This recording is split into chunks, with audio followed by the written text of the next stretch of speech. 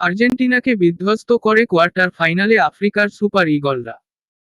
প্রথমে কোয়ালিফাই করতে না পারলেও শেষ পর্যন্ত স্বাগতিক হিসেবে বিশ্বকাপে খেলার দরজা খুলে যায় আর্জেন্টিনা যুবাদের সামনে। গ্রুপ পর্বের সবকটি ম্যাচ জিতে চ্যাম্পিয়ন হয়েই শেষ ১৬তে পা রাখে ভবিষ্যতের মেসি ডি মারিয়ারা। তবে নকআউটে এসেই হোঁচট খেল আলবিসেলেস্তে যুবারা। ব্রাজিলের কাছে হেরে শেষ ১৬ নিশ্চিত করা আফ্রিকার সুপার ইগল নাইজেরিয়ার কাছে হেরে অনূর্ধ্ব-২০ বিশ্বকাপ থেকে ছিটকে এখন ঘরের মাঠে দর্শক হয়ে গেল স্বাগতিক আর্জেন্টিনা।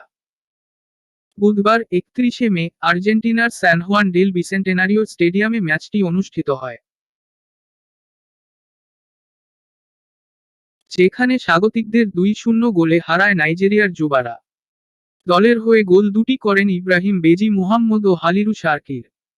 ম্যাচ শুরুর আগে শক্তির বিচারে নাইজেরিয়ার থেকে অনেক এগিয়ে ছিল আর্জেন্টিনা। ম্যাচেও এর প্রতিফলন দেখা যায়।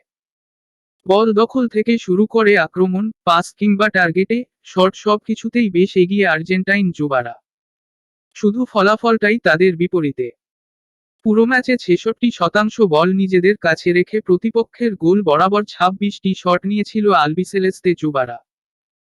পক্ষান্তরে নাইজেরিয়া মাত্র ৩৪% বল নিজেদের কাছে রেখে ১০টি শট প্রতিপক্ষের গোল বরাবর নিয়েছিল, যেখানে থেকে ২টিতে গোল আদায় করে নিতে সক্ষম হয়। ম্যাচের শুরুতে খেলা কিছুটা স্লো গতির হলেও আস্তে আস্তে ঘরের মাঠে আর্জেন্টিনা আক্রমণের ধার বাড়ায়। তবে কোনো দলই কাঙ্ক্ষিত গোল আদায় করতে সক্ষম হয়নি। শর্ট পোস্টে লেগে ফেরত আসলে ফিরতি শটে সুযোগ পেলেও জালে বল জোড়াতে পারেনি নাইজেরিয়ানরা।